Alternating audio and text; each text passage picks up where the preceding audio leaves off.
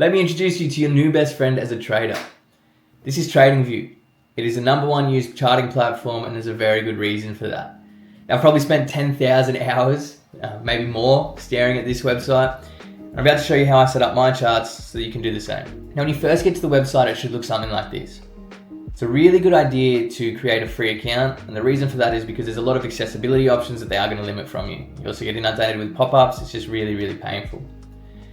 If you go up here into the search bar, it will find all different tickers.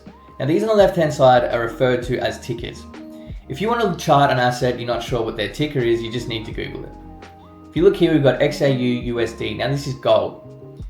If you have a look at the secondary pair, right, there's two pairs here. XAU is gold, USD is the dollar. The secondary pair is what you're charting it next to. For things that don't have secondary pairs, 9 times out of 10, it's going to be charted next to the US dollar. If you have a look, NQ, SPY, ES, Tesla, they're all charted next to the US dollar. It's not just arbitrary numbers. Anytime you chart a pair, you can actually look at it next to, say, the Euro, AUD. You are essentially comparing two assets with each other. And this will show you if there's strength in gold or if there's more strength in the dollar. It'll tell you where your money is better to be in. It will tell you which of the two pairs are strongest. So having a look through here, on the right hand side, what we have is different exchanges. It's really important to make sure that you're using the same exchange as your chart, or the same chart as your exchange.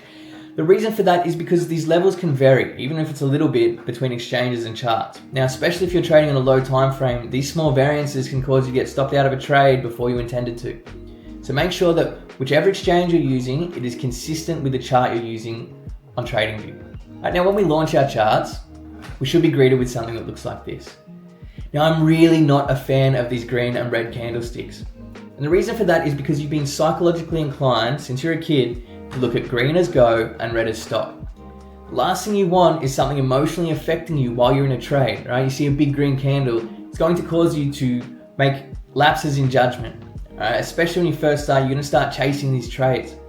So it's a really good idea to remove any kind of psychological hindrance you have. And the way I do that is by making my chart a very neutral color palette. So what I want to do is go to settings and then go to canvas. I'm going to change my background here to D7D6D0. You can see it's a very gray neutral background. Then I want to go to symbols, and for body, I'll change the body of my first candles to B2, B5, BE. Second, 434, 651. And the rest I just make black. Black, black, black, black. And then the last thing I want to do is go to canvas and change my text to black. Alright, now, as you can see, look, you don't need to have your charts looking exactly the same as this, but I just think it's a really good idea to stay away from the green and red candles, just because of the psychological affiliation you have in your head. So looking here, now that we are in our charts, they're all set up, we have our neutral palette, we've got price on the right hand side. We've got time down the bottom. If I want to look at price action in the past, I just need to click and drag. If I want to make my candles bigger and smaller, I can either zoom in with my mouse wheel like this, or zoom out, back down, or I can pull this down and lift it back up. Now, it doesn't really matter how exactly you have this, right? It's just going to come down to a personal preference. Whatever is going to make your TA most easily digestible for you is going to be the best way. Now, looking at this, right, what we have are different time frames. Now, each of these little blocks are what's known as candlesticks. So if I'm on the 1 hour time frame, each of these candlesticks is going to be indicative of the way price behaved over a 1 hour time period. If I change this to, say, 4 hour, each of these candlesticks shows me the way price behaved over the course of 4 hours. If you look at time down the bottom, I need to get out of the way of my camera, you can see that there is a 17 and 21. Right? There's a 4 hour time difference between these candles, so between 5 and 9 p.m.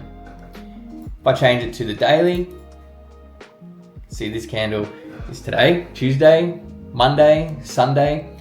Each of these candles is just relevant to the corresponding time frame. Now, the candles that get used for the most part for the majority of traders are going to be the 5 minute, 15 minute, 1 hour, 4 hour, daily, and the weekly. If you have a look, I just click stars across here. Now what this does for anything on TradingView is it creates a little favorites box to save you some time when you're charting. So if we have a look up here now, this is all populated. We've got 5 minute, 15, 1 hour, 4 hour, daily, weekly. Saves me from having to go into the drop down, I can just click. Very, very simple. Moving along to the right hand side, what we have here are indicators. Now, if you haven't signed up for an account, you're not going to be able to use this. So you've got RSI, OBV, etc. Last 2 times I tried to film this video, trying to open this on a trial account has crashed my TradingView, so I'm not going to do that. Along we have alerts. Now alerts are really, really handy. If you have a look on the right hand side here, there's this little plus button. If I click this, I can add an alert. Now what this will do is when price gets to this certain level, it will cause my computer to make all kinds of noises, my phone will send me a buzz, and I can have a look to see, okay, how is the market reacting at my point of interest? It means you don't have to sit at your computer all day long to be able to catch these trades. Right? You set your alerts and you can just wait for them levels to get hit. Moving across, we have replay. Replay is a really, really handy function. Again, not going to allow me on this trial account, but basically with replay, what you can do is you can go through and back test. It'll allow you to go back in time and look at the way candles are printed. So instead of having to just do this, right, what you can do is you can go back to a certain time of the day, certain week, whatever, and you can look at backtesting a system that you found. There's systems all over YouTube. I'm going to give you a whole bunch of them. And you can go through and see how effective these systems really were. Up here, we have different layouts. Again, man, I need to sign in 1 second. Layouts are essentially going to allow you to put 2 charts side by side. Now, for the most part, I try not to do this because I really want to be focused on what it is that I'm looking at and making sure that, you know, it does have my full attention at the chart that I am trading. You can look for different things for confluence and stuff like that. I'll get into that a little bit later in the course as well. Now, last but not least, we have up here, this is such a handy tool, take a snapshot. Now, what this will allow you to do is take a picture of your charts. And once you've done your TA, it's going to allow you to share those charts with other people. So if you're in the group and you can say, okay, hey guys, like I'm looking at this, what do you guys think? It'll allow you to post your charts. You can let everyone see what you're seeing, you can get feedback on your charts, etc. This is how I share a lot of my trade setups with the guys and show them the levels I'm looking at in the market. Now over here, what we have is our watch list. So if I want to look at assets often, which I do, what I can do is populate a watch list. So you can see here we've got all these little marks. And what this will do is start populating a watch list on the right hand side. So if I look over here, these are all of the pairs that I've added to my watch list. And so in doing that, it's just another time saving thing where you can say, okay, you can go through and just spacebar through your whole list. You get to your charts in the morning, say, okay, what's everything doing? Where are we at? Really, really handy thing to use. Again, just another time saving tool. You can create different watch lists. You can add different symbols, right? So if you want to, just the same way you'd search for something. So if I want to search for gold, I can add this to my watch list, etc. On the left-hand side here, now this is where the magic happens. These are all of your different tools. Once again, you can see I've got this little toolbar up here. Now the reason for that is because I've gone through and I've starred the things that I use often. I've got trend lines, horizontal rays, horizontal lines, etc. Now if you don't like the look of something, if you want to change it, if you don't like having little thin red lines, you can go into style and you can change the way that line looks. You can go into here if you like them big, thick and black. Can change it to a big black line.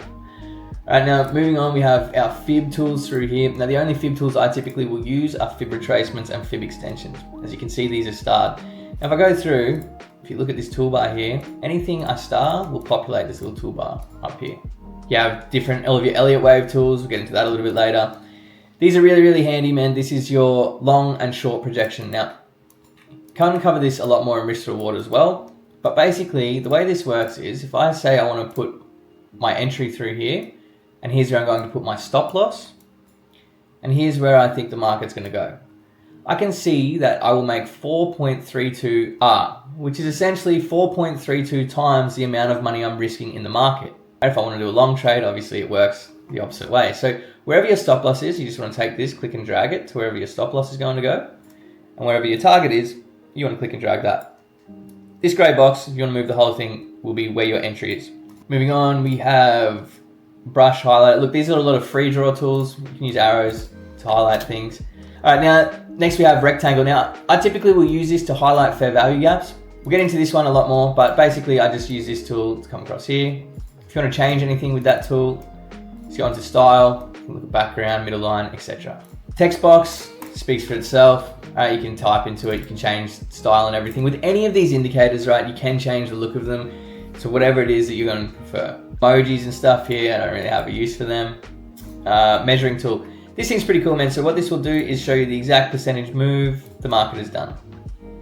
And so if we traded from here to here, I can say, okay, during this time period, 13 bars, so I'm on an hourly time frame, 13 bars, 13 hours, we've traded up 5%. Now, using, to save yourself a bit of time again, you can use shift and shift click, and this will allow you to do the same thing, but you just want to highlight the area of price you're looking at, and this will tell you how many bars, how much they traded up, and how much time it took. Now, last but not least, on the left-hand side, we've got our trash bin. Actually, just quickly, you can use this eye tool, and this will get rid of all of your TA without actually deleting it. If you want to get rid of everything, you've got this little bin here. You can remove all of your drawings, all of your indicators, everything, and start your chart completely from scratch. Get rid of everything. Now, for the most part, that should be just about everything you need to use on your charts. Now, I'm excited to get into the rest of this course with you and show you how you can make some money out of it. Take care.